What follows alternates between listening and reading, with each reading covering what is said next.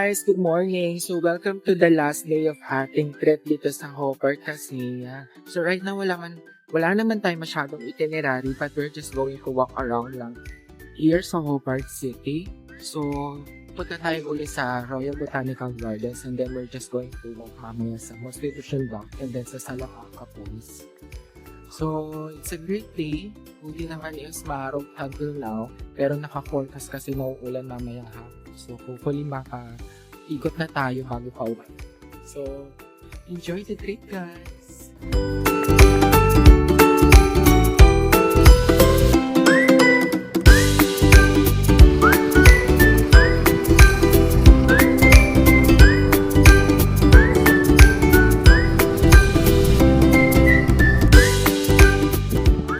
So it's already 8 o'clock in the morning and we are inside now here sa Royal Botanical Gardens. Ayan, it's kinda huge na part nila meron dito sa Hobart, Tasmania.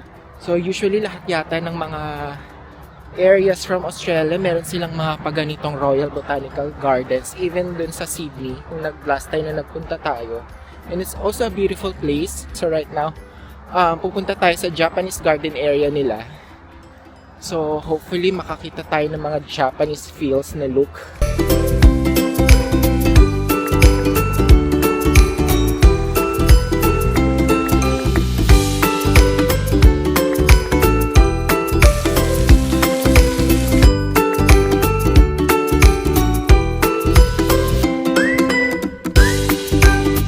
So guys, for now, nandito na tayo malapit sa Lily Pond Collection.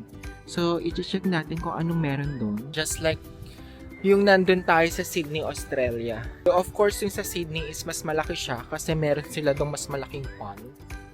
So, dito more of different kinds of plants na makikita natin. And then, kanina, parang meron tayong nakita kulay yellow yung dahon ng puno. Which is kinda usually maganda siya tingnan sa picture. Pala sila ditong cafes. So, kapag napagod ka usually sa paglalakad mo dito sa loob ng Royal Botanical Garden, ayan, you can have a small cafe, have your breakfast or lunch. Meron sila ditong mga sandwiches. Ditong mga bibe, oh.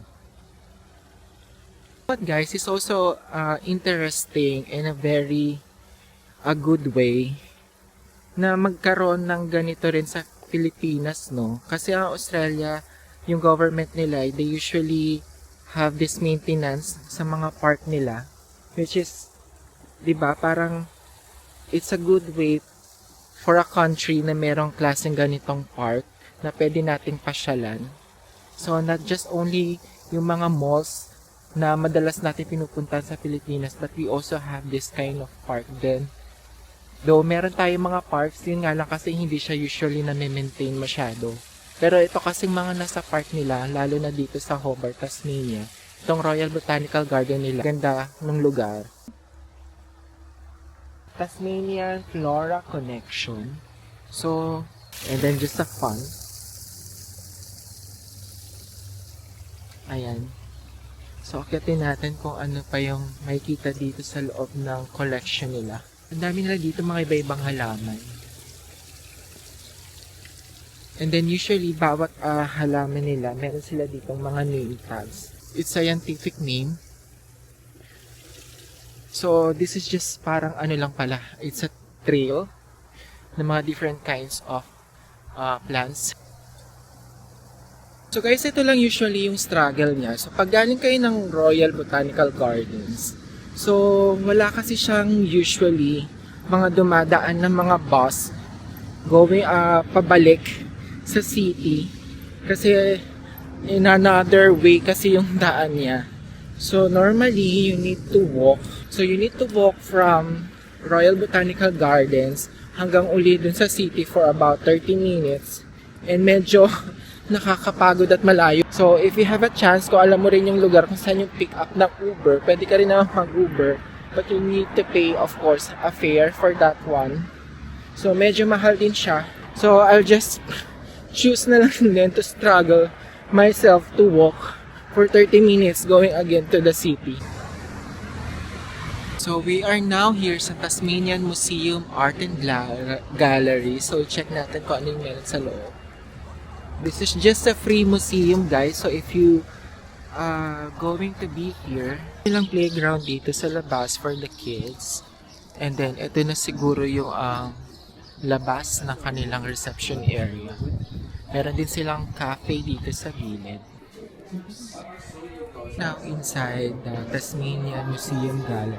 And then they also have here yung mga skeleton, ayan, mga usual na animals na meron sila dito. So guys, inside the museum, dito natin makikita usually yung mga sinaunang tao dito sa Hobart, Tasmania. So ito usually yung mga native, local na itsura nila dito. Kasi ngayon nakikita nyo yung parang stand. Kita nyo ngayon, usually yan yung wombat. Yan yung local animal nila dito. Usually mga kangaroos or rabbit.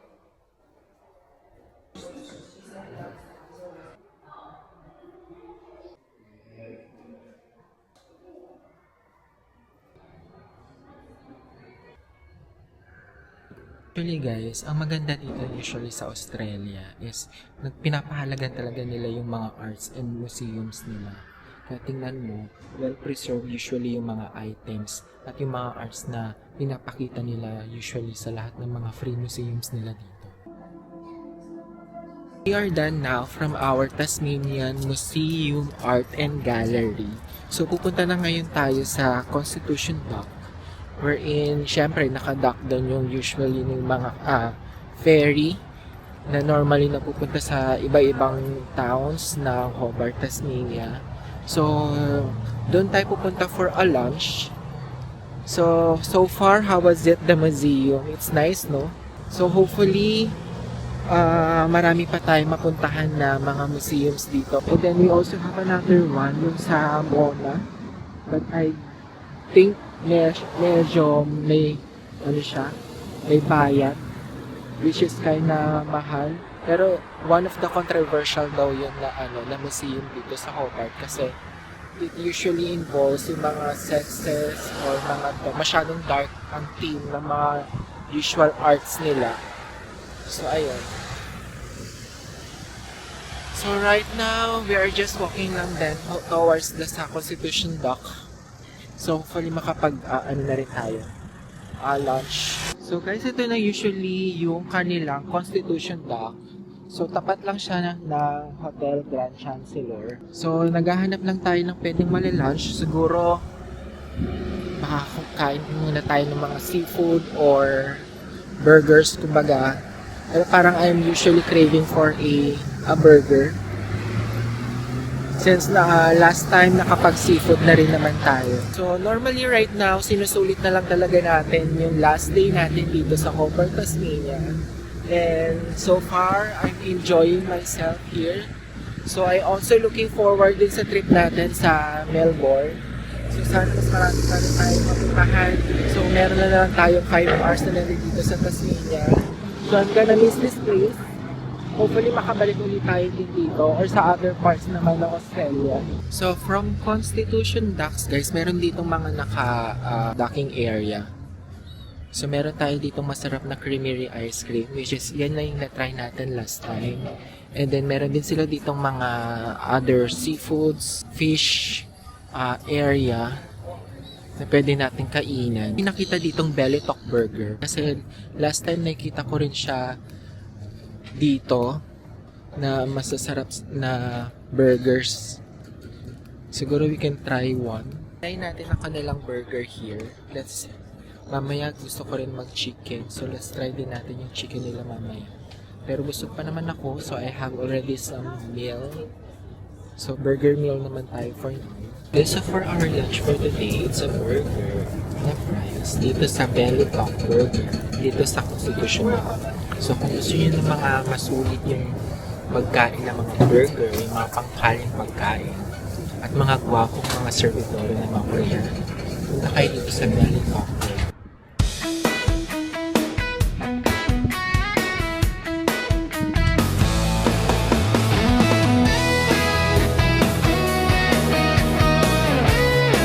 are now walking towards din sa Salamanca Market mo. So, nandito tayo ulit para tingnan natin kung ano yung itsura niya usually pag daytime. Since pag nagtutour kasi tayo, laging gabi kasi tayo nakakapunta na dito sa Salamanca Market. So, baka meron silang other mga cafes dito sa Salamanca na pwede natin pagtambayan for a while. So far guys, hindi natin talaga siya may experience kasi paalis na nga tayo. So every weekend sarado yung lugar na ito for a weekend market. So dito usually siguro talaga nagagala yung iba dito na bumibili din usually ng mga fresh fruits and items na meron sa Hobart. So guys, for now, we are sushi nila dito. So itong binili ko is actually a salmon. So nagda-boat trip lang tayo, no?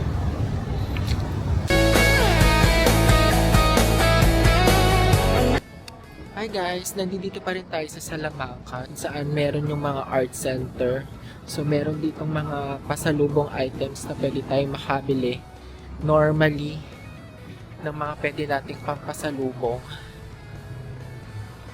Meron din dito usually mga restaurants, yung mga sosyaling restaurants sa loob. And then mga bars. So para siyang dito, BGC or poblacion area. Hey guys, so dito sa likod natin, nandito tayo ngayon sa Battery Point. So ito yung Arthur Circus Battery Point. Ito daw usually yung mga sinaunang bahay. O yung parang yung mga villages yung dati-dati pa sa Hobart, Tasmania.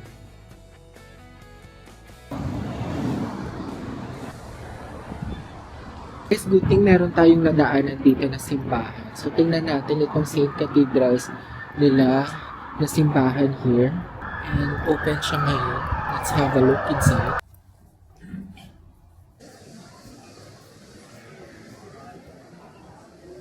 Hello guys, so for now, nandito na tayo sa Tasmania Airport. Going to Melbourne na tayo. So, tapos na usually yung ating travel trip sa Hobart, Tasmania, and now we are now heading to Melbourne to spend the rest of our trip doon. So another 1 week na naman tayo doon. So I'm kinda excited for the trip for the Melbourne naman. So ayun.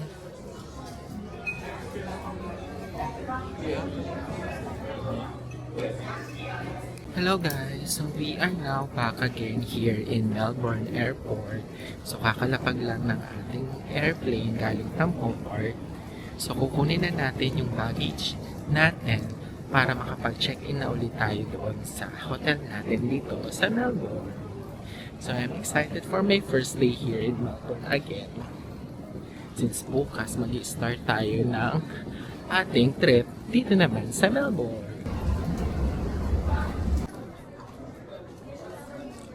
Welcome to Melbourne.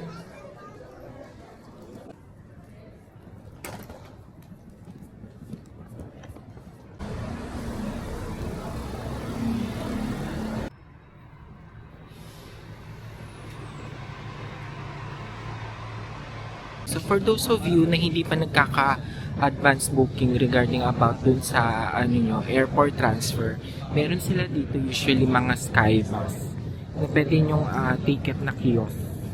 Mga kiosk pala na Skybus na pwede nyong pumili ng ticket. And then kung gusto nyo magkaroon ng Myki card na pwede nyong gamitin for the public buses, meron din silang nabibili dito. So guys, nandito na tayo sa ating bus station dito sa Skybus para ihatid tayo going to the hotel dito sa Melbourne. And I also have my Myki card. So meron din ito sa loob mismo ng airport sa may domestic or international area wherein pwede kayong mag-top up or bumili ng ID using your cash or your credit card. Guys, nakalabas na rin tayo dito sa Skybus. So nandito na nga tayo sa Melbourne City at hahanapin na natin yung ating hotel, yung Hotel Sophia. Nasa na kaya yun? Yung hotel natin.